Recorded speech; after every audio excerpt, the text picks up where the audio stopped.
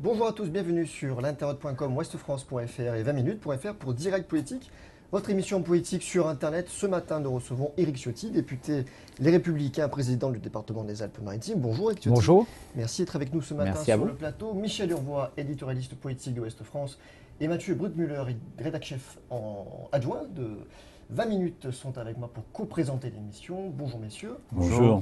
Chers internautes, vous avez 40 minutes pour commenter, réagir à l'émission. Vous connaissez le principe. Vous pouvez poser votre question en bas du module qui s'affiche en bas de votre vidéo. Je me ferai un plaisir de la retransmettre en direct à notre invité. Alors, Éric Ciotti, vous êtes un expert des questions de sécurité intérieure au sein de votre parti Les Républicains. On va parler longuement avec vous de la question des migrants, notamment du problème qui se pose sur la frontière franco-italienne.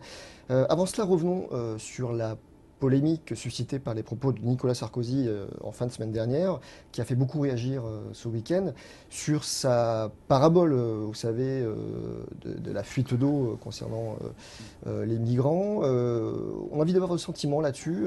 On a beaucoup eu de réactions parlant d'un manque de respect vis-à-vis des migrants. Est-ce qu'on peut au moins parler d'une maladresse de la part du président des Républicains? Non, je ne crois pas. Il a utilisé une image qui est assez précise et qui finalement résume bien la situation à laquelle nous sommes confrontés et l'incohérence de la réponse française et de la réponse européenne. Alors, il y a des vierges effarouchées qui s'émeuvent. Les socialistes, on voit bien, ont voulu faire une petite polémique sur cette affaire pour masquer leur incapacité. Nicolas Sarkozy a décrit parfaitement l'incohérence d'une situation. Il y a aujourd'hui cette crise migratoire majeure à laquelle est confrontée l'Union européenne, à laquelle est confronté notre pays, et la seule réponse qu'on trouve, c'est de répartir les flux. Mais bien évidemment, ce qu'il faut, c'est arrêter ces flux le plus en amont possible, dès le continent africain, sur les côtes méditerranéennes, et au plus tard à l'arrivée des migrants en Europe, c'est-à-dire en Italie ou en Grèce. Et Nicolas Sarkozy a pris une image, il a eu raison de le faire. Il a eu les mots justes selon vous?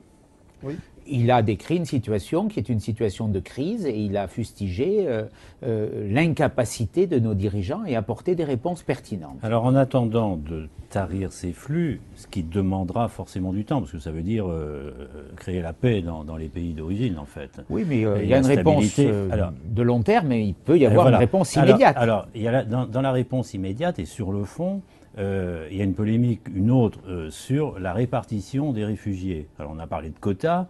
À mon avis, il ne s'agit pas de quotas, puisque les réfugiés, c'est un statut. On y a droit, on n'y a pas droit. À partir du moment où on est réfugié sur le sol européen, que faut-il faire et la France fait-elle assez?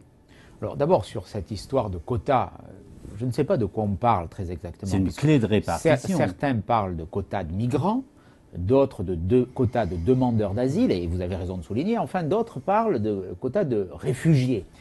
Et là aussi, vous avez raison de souligner qu'on ne peut pas décréter qui est réfugié ou qui n'est pas réfugié. C'est un statut qui est accordé.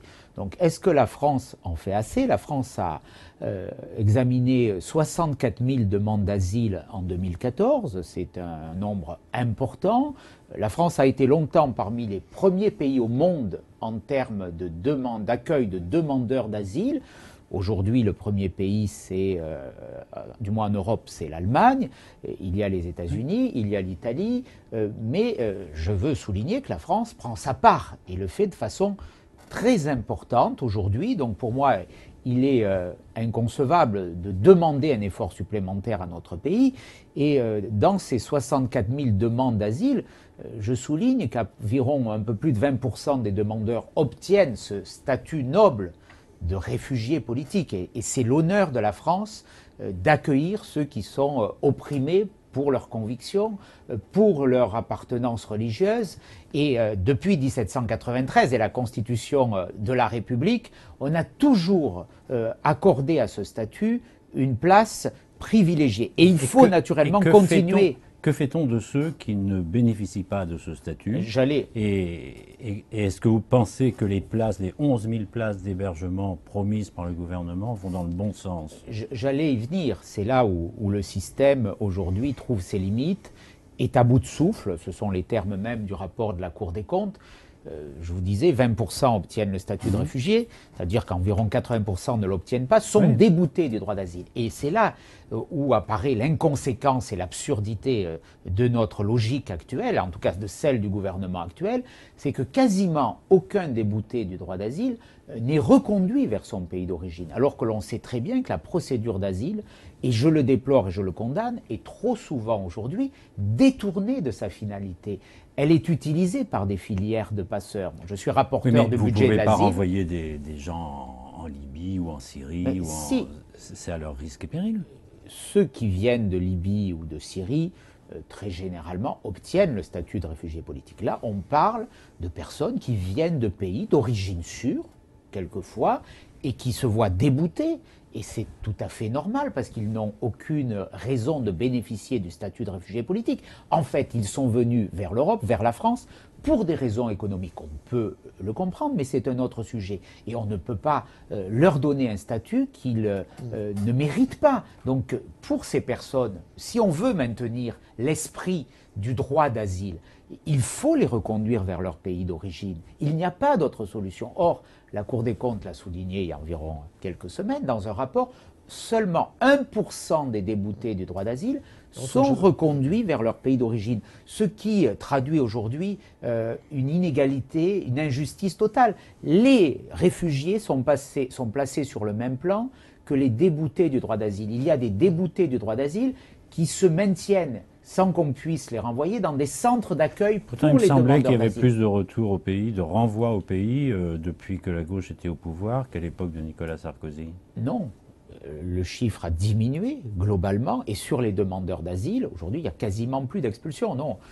Depuis l'affaire Leonarda, les reconduites à la frontière ont diminué. Il n'y a plus de véritable volonté alors que les flux ont augmenté. Donc, il faut très clairement aujourd'hui changer de logique. C'est ce que je dirai jeudi, puisqu'on examine le projet de loi sur l'asile à l'Assemblée nationale. Et je regrette que dans ce texte, il n'y a rien sur les reconduites à la frontière. Encore une fois, 2 chiffres. Le coût des demandeurs d'asile en France, de l'asile, c'est 2 milliards d'euros. 1 milliard, on peut dire, pour les demandeurs d'asile. Et le maintien des déboutés coûte environ 1 milliard d'euros. C'est là où on est dans l'incohérence. Si on veut maintenir ce système, si on veut accueillir les réfugiés, notamment les chrétiens d'Orient, je pense à eux parce que je suis allé en Irak en septembre dernier, j'ai visité les camps, les yézidis, les minorités opprimées, les chrétiens d'Orient, martyrisés par l'État islamique. Bien sûr que ces personnes, on doit les accueillir. On doit accueillir des Érythréens qui sont martyrisés dans leur pays aussi. Mais si on met sur le même plan les migrants économiques et les vrais demandeurs d'asile, le système ne tient plus, c'est le cas aujourd'hui. La semaine dernière, Jean-Pierre Raffarin proposait d'accueillir des migrants en zone rurale où se pose un problème de déficit démographique. Est-ce que c'est une proposition que vous prenez au sérieux? Non. Et je la condamne, je le dis, j'y suis totalement opposé. Voilà. Aujourd'hui, il y a dans la France rurale, notamment, mais dans notre pays tout entier, une inquiétude sur l'avenir de notre nation. Les Français sont attachés à leur identité, à leur culture, à leur mode de vie, et vouloir leur dire de même, parce qu'ils sont dans des villages, qu'on va emmener de façon un peu volontaire des populations. Personnellement, je trouve la démarche assez presque choquante, je le dis, et elle ne me convient pas du tout. C'est une erreur, je dirais même que c'est une faute. Voilà, il y a une libre circulation pour ceux qui ont un titre de séjour dans l'Union européenne. On ne va pas flécher vers des villages, des populations. Je dirais que si des personnes veulent s'installer lorsqu'elles sont en situation légale, c'est leur droit, mais que l'État organise de façon coercitive, volontaire, un peu forcée, une migration dans des villages. Ça manque de lucidité, selon vous, de ça la part me de choque Jean-Pierre tout Raffarin autant que la proposition du recteur de la mosquée de Paris, président du CFCM, Dalil Boubaker, qui disait qu'il faut installer des mosquées dans des églises désaffectées. Voilà, ces 2 propositions, je l'entends, elles constituent du carburant pour le Front National, parce qu'elles ont choqué beaucoup de personnes. On m'en a beaucoup parlé. Moi, je suis élu départemental de communes rurales. C'est une incompréhension totale qui reçoit cette information. Allez, Éric Ciotti, revenons-en à une problématique que vous connaissez bien, celle de la frontière franco-italienne. La France envoie en Italie des migrants pour qu'ils effectuent leur demande d'asile, ce qui crée sur place des situations d'urgence, des situations de crise humanitaire. Qu'est-ce qu'on fait concrètement pour aider ces gens-là? Est-ce qu'il ne faut pas les laisser passer tout simplement par le territoire français, puisque eux-mêmes affirment qu'ils ne font que passer en France pour ensuite rejoindre la Grande-Bretagne ou d'autres pays? Ça, c'est ce qu'on disait il y a quelques semaines. Et puis, on a vu l'installation de camps de migrants dans les Parce qu'ils sont reconduits. Oui. dans les rues de Paris, à La Chapelle. On voit ce qui se passe à Calais, mais on a vu ce qui se passait à Paris. D'ailleurs, c'est ce qui a fait un peu réagir le gouvernement, parce que jusqu'à il y a une quinzaine de jours, la frontière était plutôt, je dirais, assez poreuse. Qu'est-ce Aujourd'hui, qu'on fait alors? il y a une plus grande étanchéité. Il faut faire respecter le droit. Aujourd'hui, le traité de Dublin dit que les demandeurs d'asile doivent être, les demandes d'asile doivent être traitées dans le pays d'accueil. Donc, les migrants arrivent en Italie ou en Grèce, leurs demandes doivent être traitées en Italie. Et avec des procédures très claires. Aujourd'hui, les Italiens ne respectent pas ces procédures.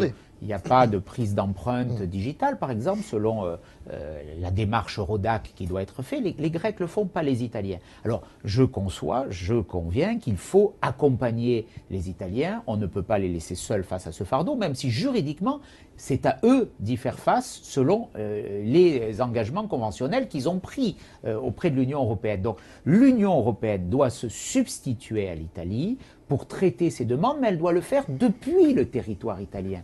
Une fois que les migrants sont arrivés sur le territoire européen, c'est trop tard. On voit bien, je le dis une nouvelle fois, dans la mesure où on a quasiment arrêté les procédures d'expulsion, on va favoriser sans fin le processus de migration. C'est un appel d'air à la migration, ce qui se passe aujourd'hui. Donc oui, aujourd'hui, il faut respecter les procédures et donc ces contrôles à la frontière franco-italienne, 1436 interpellations la semaine dernière, des réadmissions vers l'Italie, quand l'origine italienne est prouvée. Aujourd'hui, les Italiens le contestent avec une certaine dose de mauvaise foi. Oui. Il faut, mais c'est vrai, je le redis, il faut les accompagner. L'Union européenne doit financer des centres de rétention dès l'arrivée sur les côtes européennes. Dans le même temps, l'Union européenne donne son feu vert, c'était hier, je crois, ou avant-hier, à l'opération navale NAVFOR Med, donc pour comment dire, collecter les renseignements sur les bateaux, les passeurs, etc. Est-ce que c'est une réponse J'y suis favorable. Adaptée. J'y suis favorable, c'est un premier pas qui est utile, qui est nécessaire, même s'il me paraît insuffisant.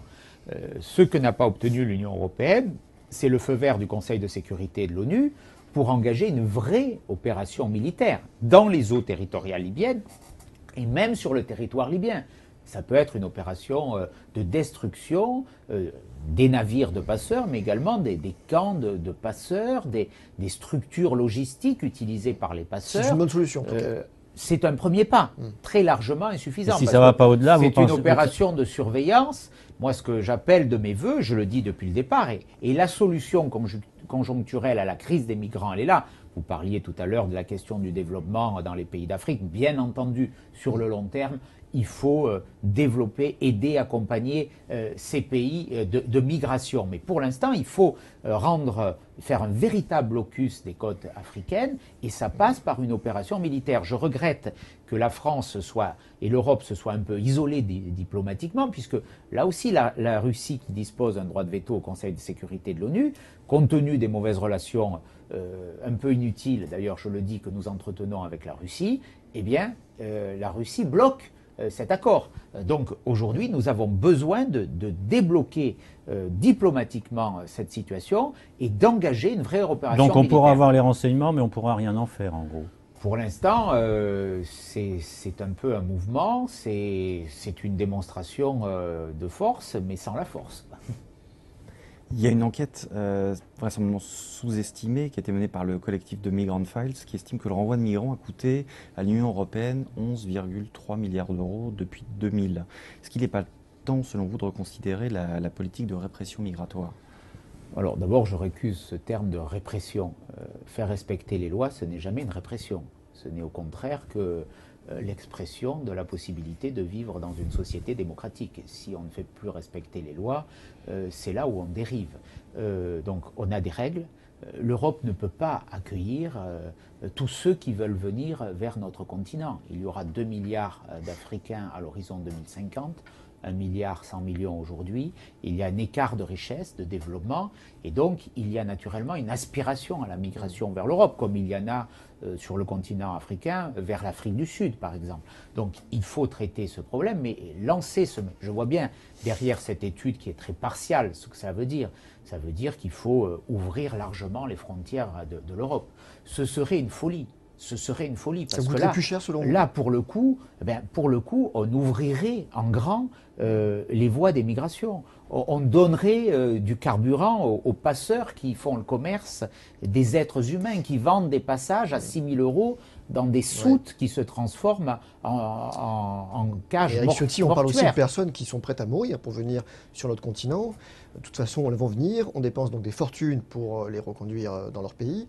Est-ce qu'il n'est pas temps de voir les choses un peu différemment pour peut-être se dire... Si on est dans cette logique, si je suis la logique, je ne sais pas si c'est la vôtre, mais que vous, Non, je vous expose, celle de vos extracteurs. que vous exposez, et j'entends l'argument qui est soulevé, ça veut dire que demain, les flux vont être multipliés par 10, par 100.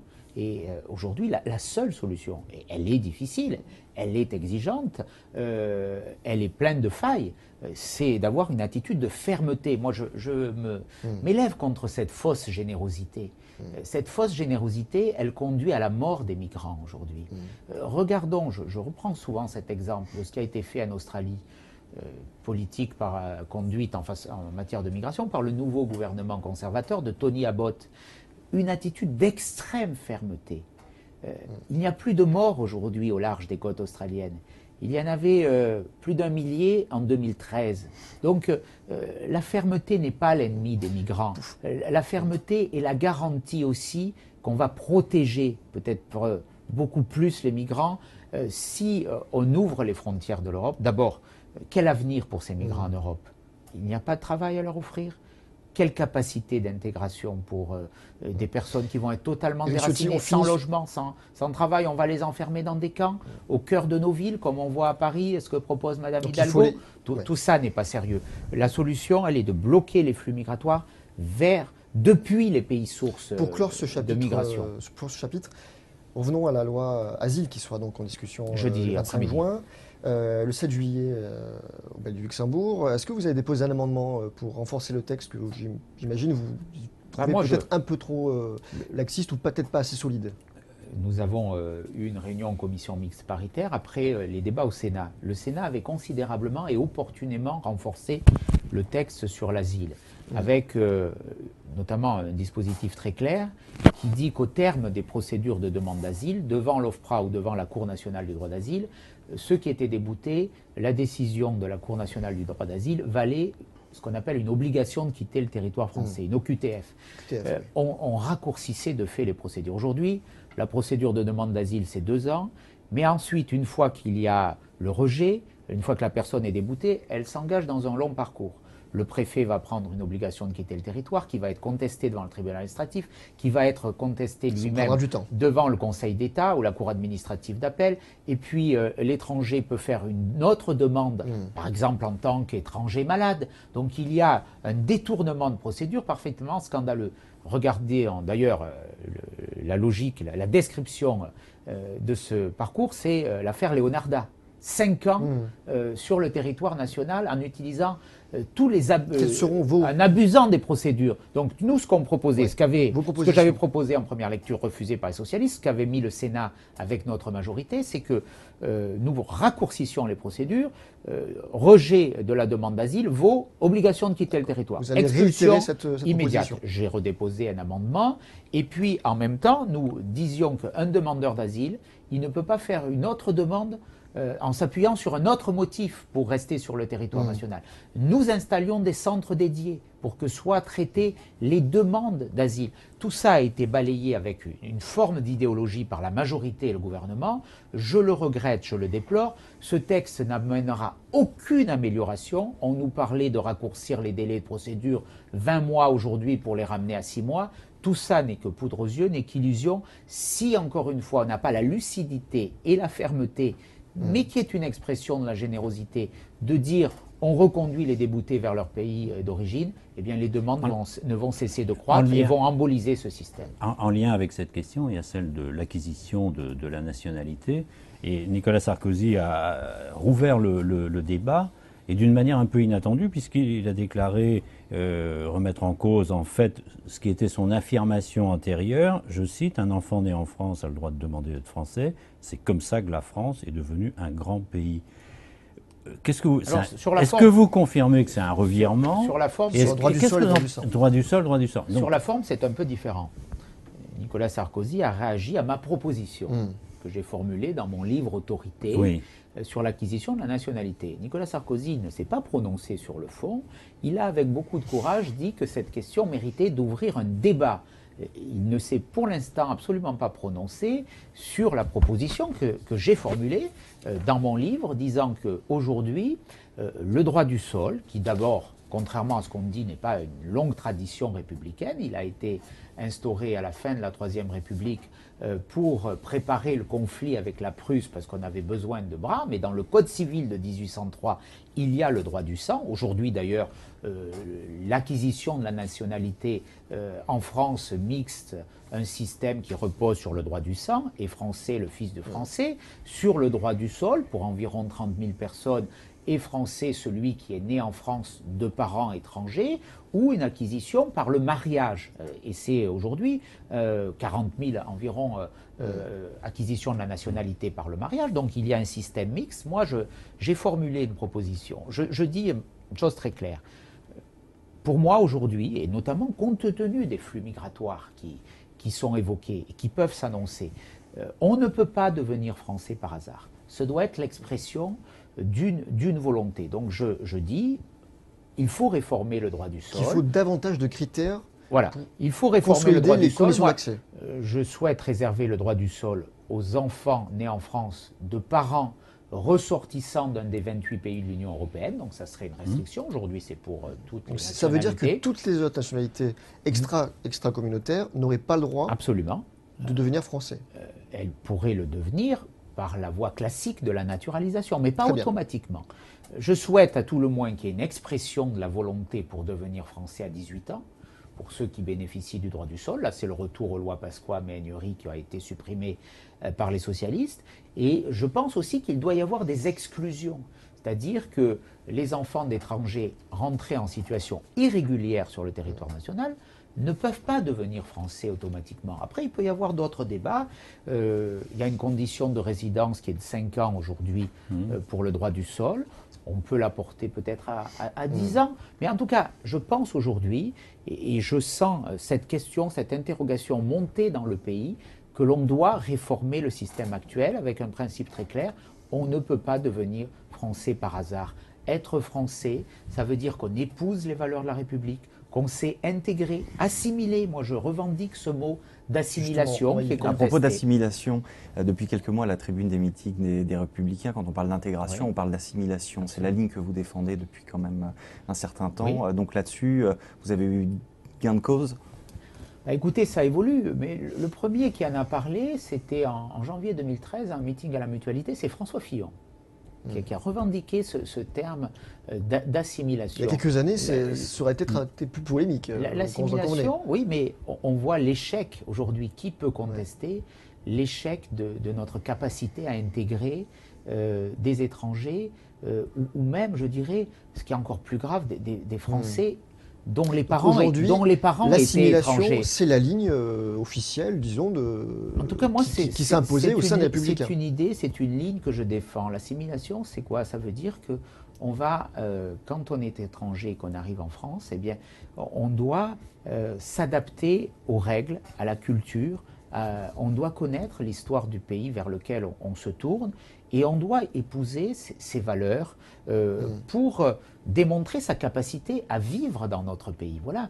Je dirais que ce n'est pas à la France de s'adapter à la culture des étrangers, ce sont les étrangers qui doivent s'adapter à la culture française. C'est ça l'assimilation. Éric Ciotti, savez-vous qui a dit « La composante musulmane de France est une réalité, il nous faut l'intégrer ». c'est-à-dire l'accepter avec ses spécificités qui enrichiront le creuset républicain.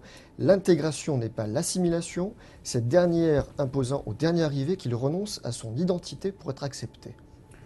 Vous allez me le dire. Nicolas Sarkozy, dans son ouvrage La République et religion, l'espérance, en 2004. Oui, Là-dessus, il a évolué, vous en convenez. C'est la société qui a évolué. Ce sont les difficultés.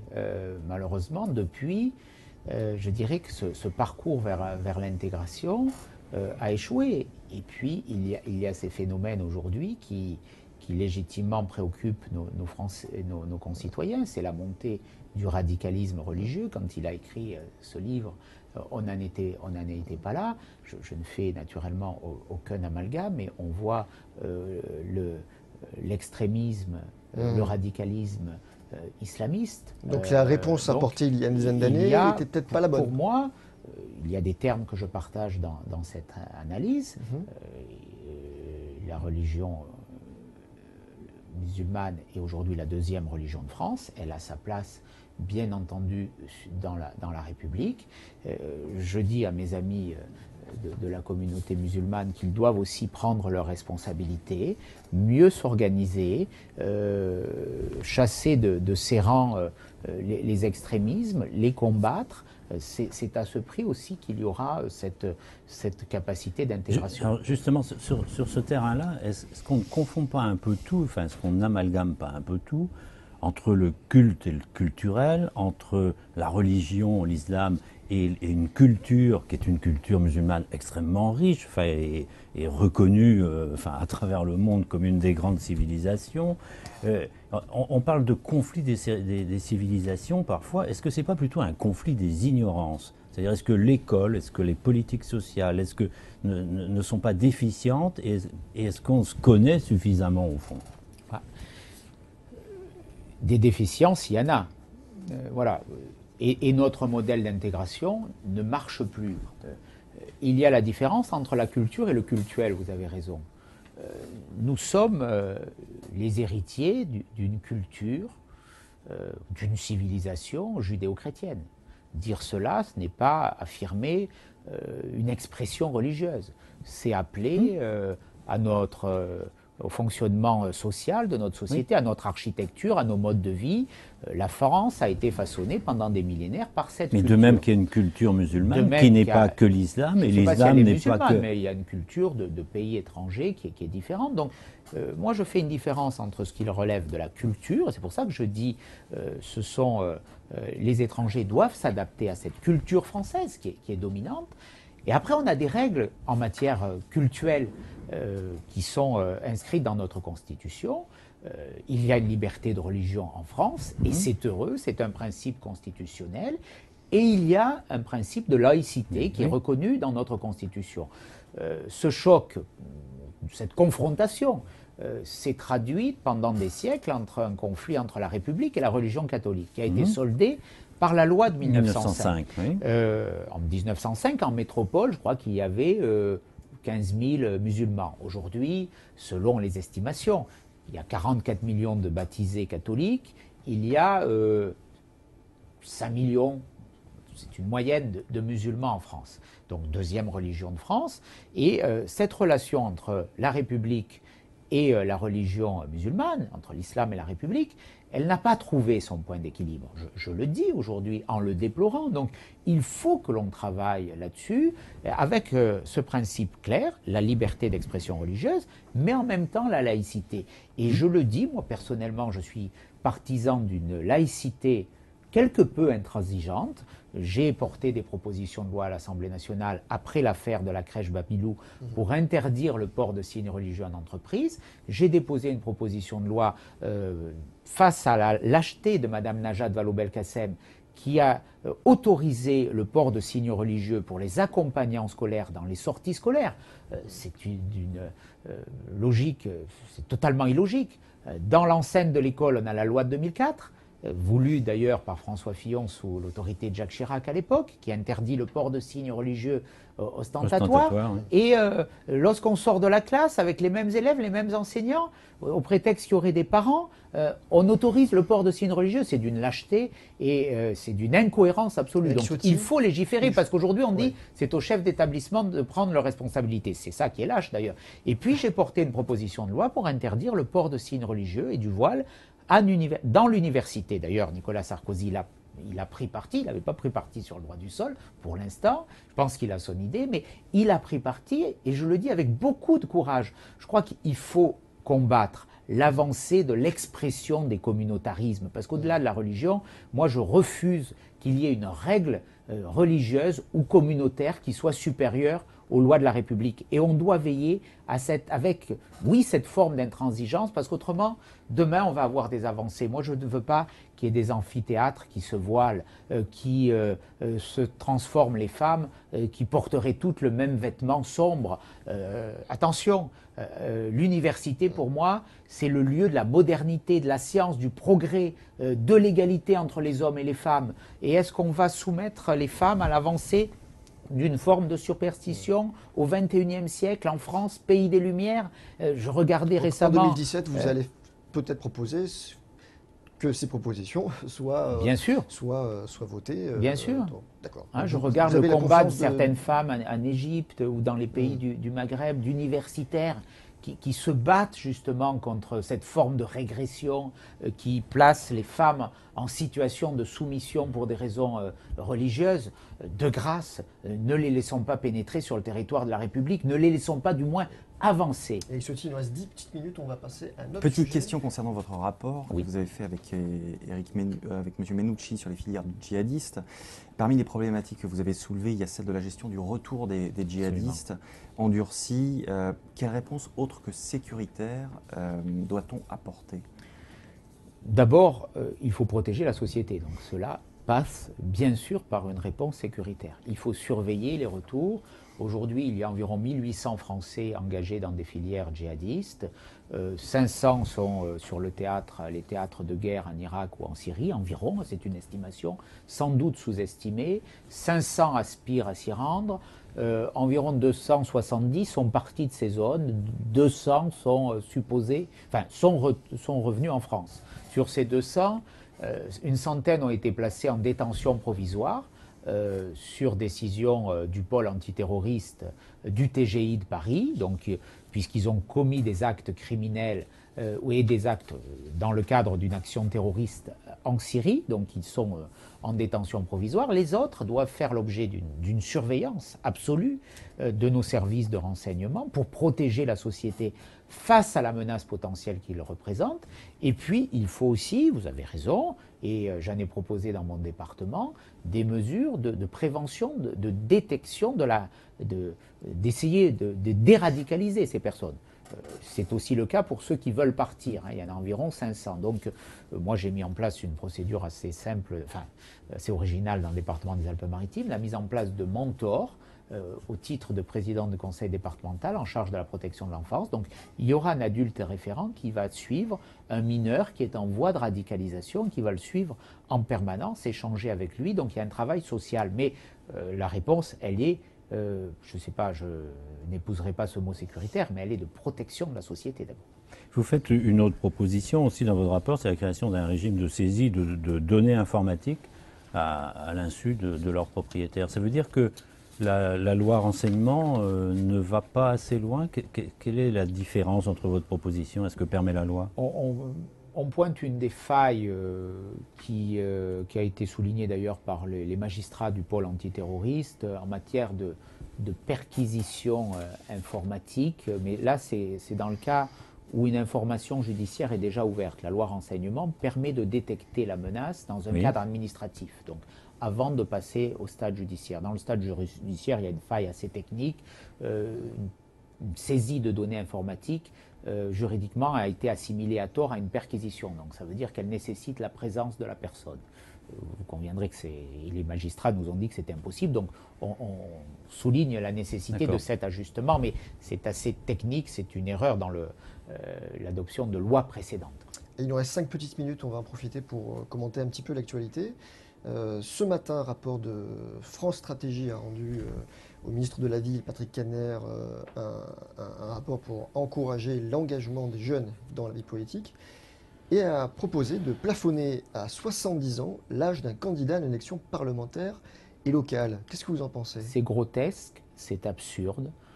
Voilà, demain, on va, si on continue dans cette logique, aller vers un élu type, alors qui devrait répondre à tel ou tel critère d'âge, de sexe, de mode de vie. On n'est jamais trop vieux pour être élu de religion. Non, mais c'est absurde. Moi, je pars d'un principe. On est dans un système démocratique. C'est dans un système de liberté. Et chacun doit pouvoir élire qui veut. L'électeur est adulte. Il est libre. C'est à lui de choisir. Il y a des 70 ans, minimum. ça veut dire qu'on se serait privé du général de Gaulle, du second mandat de François Mitterrand. Ça aurait eu peut-être des conséquences plus bénéfiques, j'en conviens. Mais c'est grotesque, c'est absurde. Voilà, aujourd'hui, alors que l'espérance de vie a progressé de 30 ans depuis la libération, quelqu'un qui à 70 ans devrait ne plus pouvoir servir son pays. On le voit déjà avec des situations ubuesques, des chercheurs qui sont contraints d'aller travailler aux États-Unis alors qu'ils ont un talent extraordinaire parce qu'on met un coup près. Éric Ciotti, vous savez que c'est une critique qui revient quand même beaucoup dans l'opinion publique.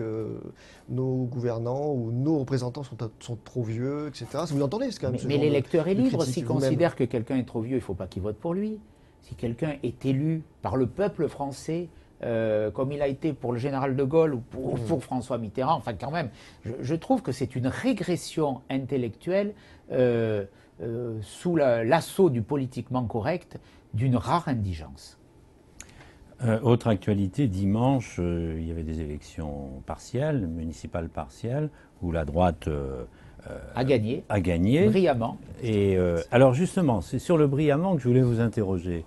Parce qu'avec une participation à 50%, est-ce qu'on peut parler de victoire brillante? Est-ce que ça ne vous interroge pas sur la manière de faire de la politique aujourd'hui Il y a une constante, c'est la faiblesse de la participation lors des élections partielles. Mais enfin, retenons, moi je retiens le résultat.